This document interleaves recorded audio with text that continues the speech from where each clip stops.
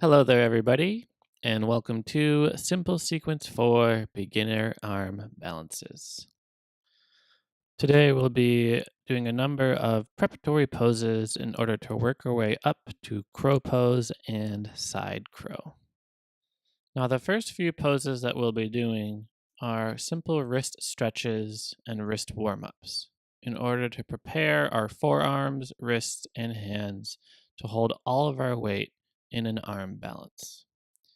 Many of us are not used to having all of our weight go through our hands, so it is important to be mindful of how your wrists feel and to make sure you're not working them too much too soon. Taking your hands to heart center, let us begin by first turning our fingers to face us and taking our palms to the ground to start opening up the wrists.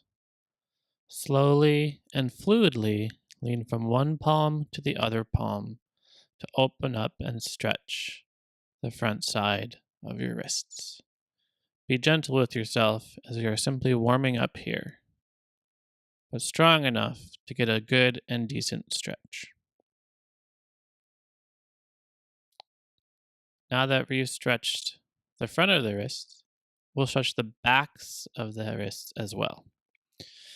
So if you've never done this before, do not put too much weight into your hands, but take the backs of the palms to the ground, fingers continue to face you, and lean from one hand to the other hand, being gentle with yourself during this warm up. Shaking out your hands, make sure everything feels okay. Flexing your hands, continuing to warm up and bring blood flow to the wrists. Taking your palms together, do a few figure eights with your hands and go up and down to find the entire range of motion here of your wrists.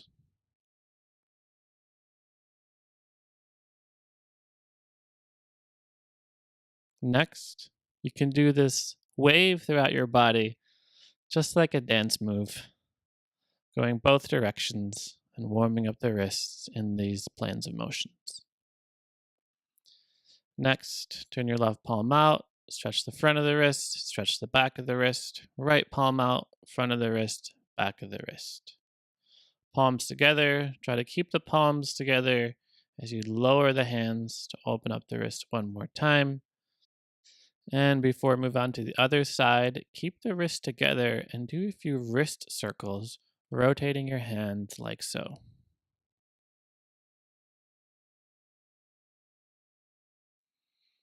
After a few of those, take the backs of the hands together and raise the hands up, keeping the backs of the palms together to once more stretch the wrists. You can do this warm up before any yoga class of yours, before any time that you're going to be on your hands in any arm balance or even handstand. Now, let's enter our asana practice. Find yourself seated in child's pose, sitting back on your heels and your forehead on the mat, resting here. Take a few deep breaths and drop into your body. We'll be connecting our hands to the earth today, so take a few moments and feel the ground beneath you.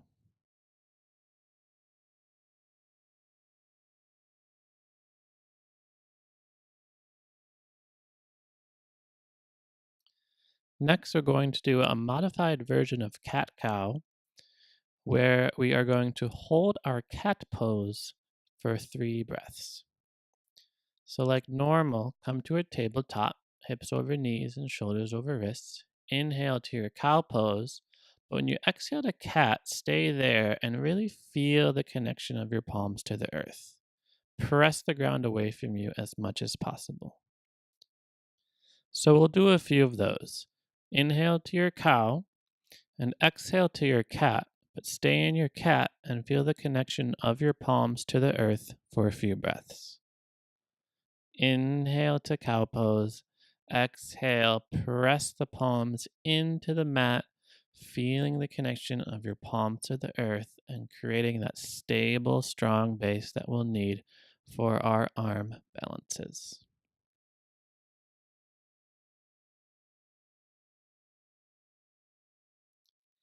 Now, the other thing we'll need for our arm balances is a strong core strength. So press the tops of the feet into the mat and lift the knees just a few inches off the ground with a slight rounding of your spine. Lowering down, inhale to cow, and exhale, return to that position. Knees come a few inches off the ground and spine rounds. Continuing to feel the connection of your hands to the earth as you warm up the core. Another factor that we need for our arm balances is strong chaturanga arms.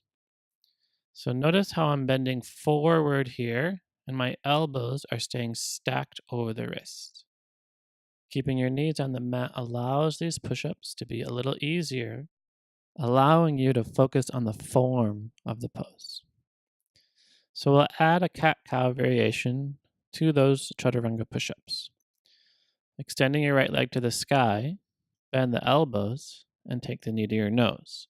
Use the breath to inhale, right leg up, exhale, elbows bend, inhale, elbows straighten, exhale, knee to nose. Inhale, right leg up, exhale, bend elbows, inhale, straight arms, exhale, knee to nose. Inhale, right leg up, exhale, bend elbows, inhale, straighten arms, exhale, knee to nose, and tabletop. Let's try that on the other side. Left leg extends and bends to the sky. Exhale, bend elbows. Inhale, straight elbows. Exhale, knee to nose. Inhale, leg extends. Exhale, bend elbows. Inhale, straighten arms. Exhale, knee to nose. And do two more at your own pace, using the breath to pace the rhythm of the movement.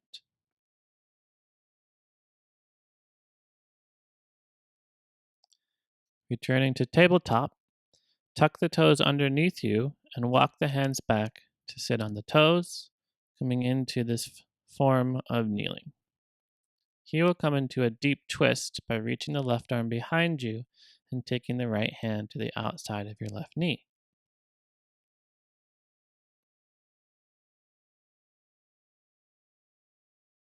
Taking the hands back to heart center, twist to the right, left hand outside of your right knee, and the right hand reaches behind.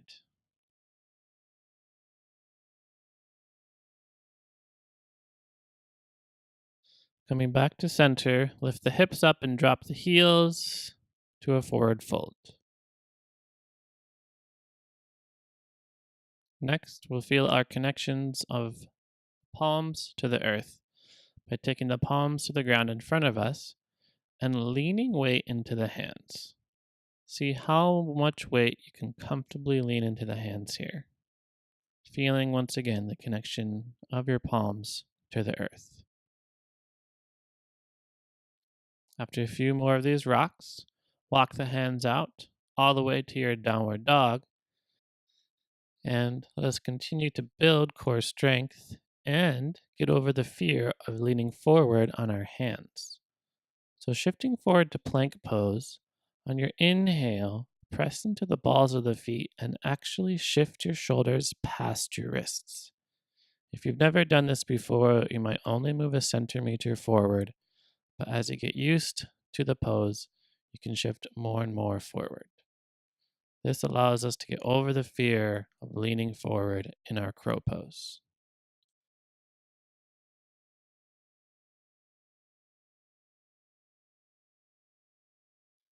Now that we've strengthened the shoulders and the core, we can continue to work on the form of our chaturanga arms. Inhale once again to come forward, and we'll practice 5 chaturanga push-ups, trying our best to keep the body in one straight line, trying to keep the elbows stacked over the wrists, and only going as low as when your shoulders are in line with your elbows. After 5 repetitions, take the hips to the sky for downward dog, walk yourself forward to the top of the mat, and stretch the backs of your wrists by taking the backs of your palms to the ground. If it's available to you, you might even step onto your own palms for gorilla posture and actually give your wrist a little bit of a massage with your own toes. Taking the palms back to the mat, bend the knees and roll up one vertebrae at a time. Once you get up to standing, take the hands to your heart so we can get ready for our first arm balance in the form of crow pose. Inhale your arms up. Exhale, forward fold. Take the palms to the mat, knees to the triceps. And if you're new to this, keep as much weight as you need to in your feet. If you're more experienced in the pose, continue to lean more and more weight into the elbows until your feet come off the ground. When you come out of the pose, come into a squat to rest. Now, for one option for our more advanced yogis, we're going to meet together in downward dog. Some of you might go all the way from crow pose to chaturanga to upward dog to downward dog. To come into our side crow, let's walk the hands back, bend the knees, sitting on your heels once again for this version of toe stand. Hugging the knees in to release the back, lifting the heart up, and twisting to the left. From here, we can come into our crow pose by taking our palms perfectly perpendicular to our body with our right elbow right below our left knee and bending the elbows, chaturanga arms for a perfect side crow. Balancing the body by taking the feet to the mat, twisting to the right, palms to the ground, and left elbow right inside the right knee socket. If you're still practicing with this pose, keep as much weight as you need in your feet and take your time. It takes a few years of dedicated practice to build the strength and the balance to stay in these poses. Be gentle with yourself. Continue your practice day by day, knowing that you are cultivating the internal qualities of peace and equanimity and discipline that will continue throughout the rest of your life. The light and love in me honors the light and love in you. Thank you so much for practicing with me today. Namaste.